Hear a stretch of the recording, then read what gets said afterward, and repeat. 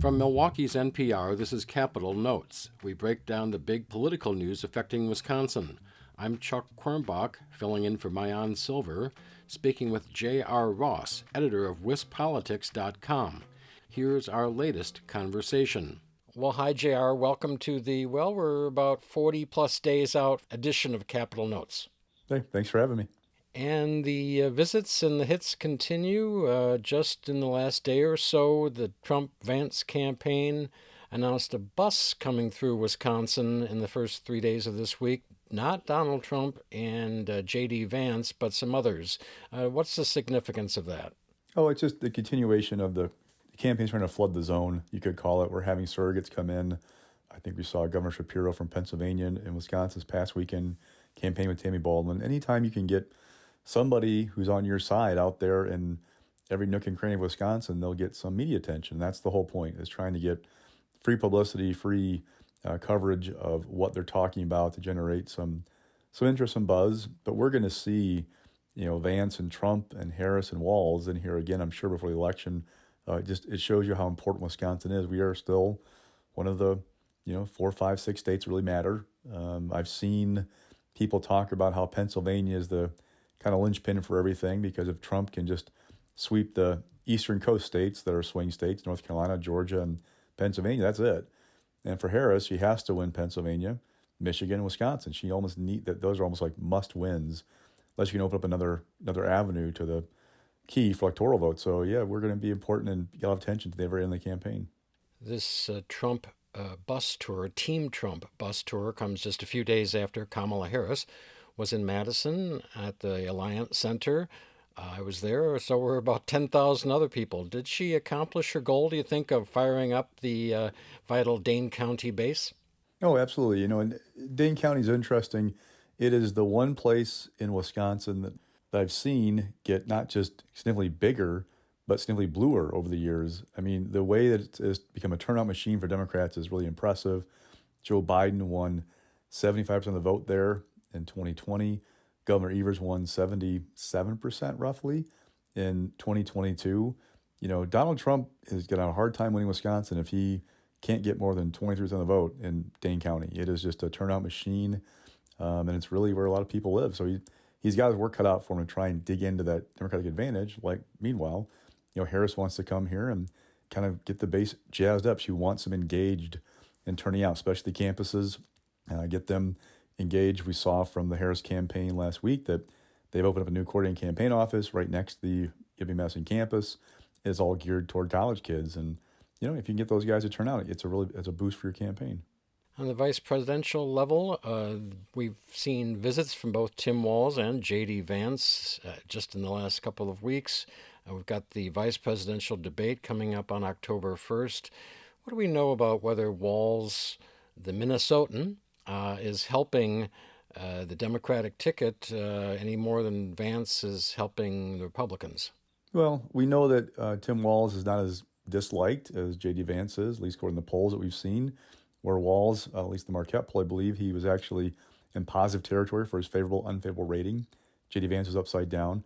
I don't know that voters are really truly voting or deciding their ballot based off of the VP nominees, but they're surrogates who are important messengers in this campaign.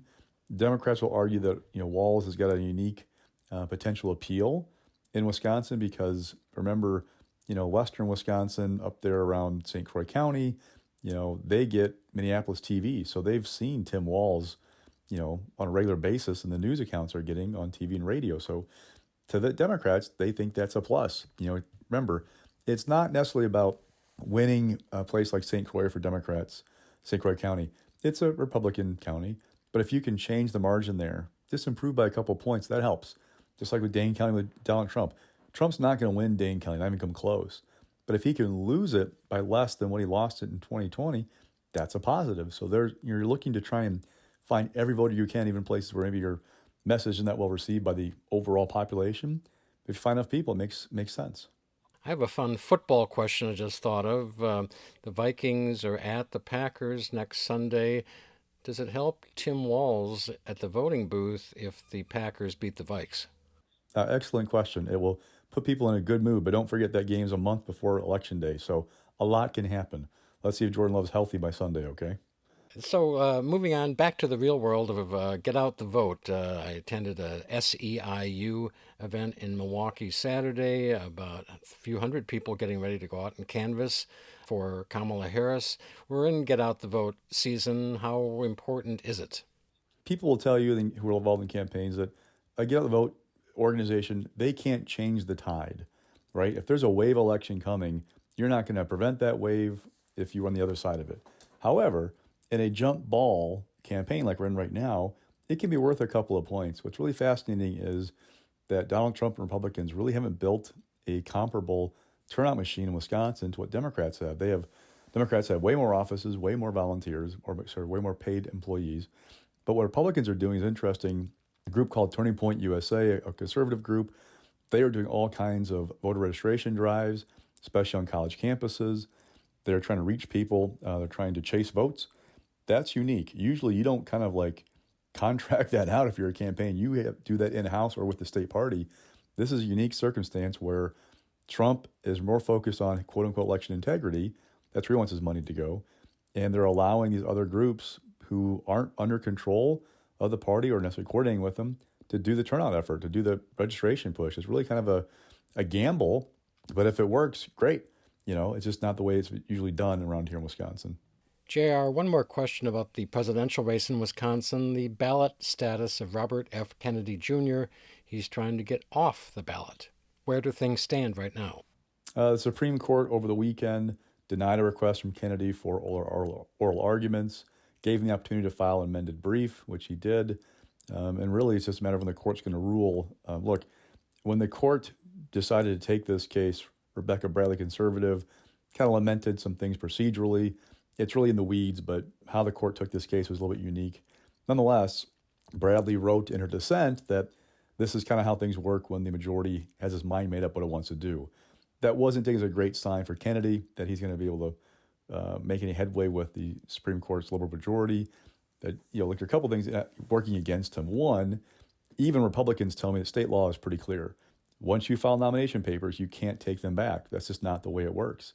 So unless that law is somehow unconstitutional, you're not going to be able to convince the Supreme Court, that, hey, you shouldn't be, the law shouldn't apply to you. Two, we are well past the time when ballots have been printed. Actually, they're actually out to people who have absentee ballots on their file already. Some probably been marked and even like sent back to clerks. So we are in the election. It's going on as we speak. It is hard to imagine the court saying, you know what, we're going to scrap everything and start over. Or, yeah, let's put stickers on ballots, even though we've got tens of thousands already out in voters' hands. Like, it's just a unique case. And then you got timing. I mean, like the Supreme Court 4 years ago, the Green Party, trying to get on the ballot, said, hey, you waited too long to file this thing.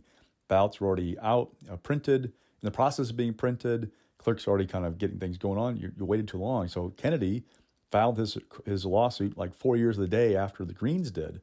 So you've got all those things working against him. It's just people don't think he's got a great chance of winning logistically or legally in this case. So the bet is the court will probably rule against Kennedy. The question is that going to be it? Or will we go to federal court after that? It's really interesting. Then two, will there be some push down the road to change the law? Because remember, if you're an independent candidate for president, you had a deadline of August 6th to turn in nomination papers in Wisconsin. If you are a candidate for a major party, your deadline is really kind of the first Tuesday in September. It's in state law. The reason that is because those who file nomination papers, you have to have time for the Elections Commission to go through those nomination papers and check signatures. It's different than, just getting a notification from the Democratic Party, Republican Party, hey, here's our person. So is that unfair? The courts may decide that down the road, or there may be a push from lawmakers to change that. But, for now, it looks like he probably will be on the ballot in Wisconsin. The question then becomes, is that going to make a big difference? Because he's not running, he's backing Trump. So the question is, who's still supporting Robert F. Kennedy Jr.? So there's been a lot more excitement, I think, from the Democrats, maybe the Republicans, about some of the legislative races. You hear the Democrats saying we can win the assembly back, maybe make gains in the Senate. I don't know if that's correct, but there's more national money coming in for the Democrats, some of the Democrats running for legislature. Is that true of Republicans too? Yeah, we're seeing national Dems and Republicans starting to play in legislative races. What is kind of clear from the ad buys that we've seen is that Democrats just have more money, and thanks to the state party's been a fundraising machine with Ben Wickler as chair and Governor Evers in the East Wing. And that prowess has been able to then filter down to candidates and to the legislative campaign committees. Now, Republicans aren't, dirt poor or anything like that. They've got their own funds, but they can't match what Democrats have. But, that's not the end-all, be-all. You can hustle an assembly district on doors and be quite effective. And so there are ways to kind of make up that fundraising disparity. And the question, too, again, is what's the environment going to be like come November 5th? Is it going to be a Harris win by a couple points in Wisconsin or a Trump win by a couple, like a true jump ball? With the maps that we have in the assembly, Democrats in the top of the ticket to basically win Wisconsin by a couple, 3 points. They have a path to the majority. For Republicans, 50-50 presidential race, they probably, I stress probably, hold on to the majority in the assembly. In the Senate, it's about narrowing the majority for Democrats. Democrats don't have a real path to flip the chamber this session. They won this year to 22 to 10 super minority. Really, there are about 4 seats in play. They got to flip 3 of them to have a chance in 2026 to take control of the majority.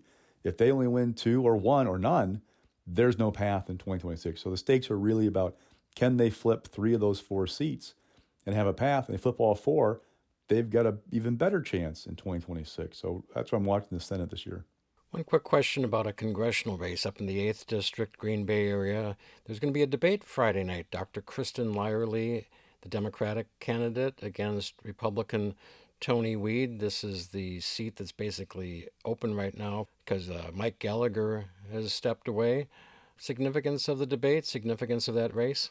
If Tony Weed had some real major blow up that became a viral moment, that might be bad for him. But that's such a Republican district that people are only talking about that. There's a lot more attention on the 3rd in western Wisconsin, a little bit on the 1st in southeastern Wisconsin. But the 8th is a pure Republican seat. You'd have to have a wave year for Democrats and have Tony Weed do something really, really bad and Kristen Lyerly do something really, really good to have that run be competitive. And so right now, people aren't really talking about that race so much. So for Weed, avoid the big mistake in the debate.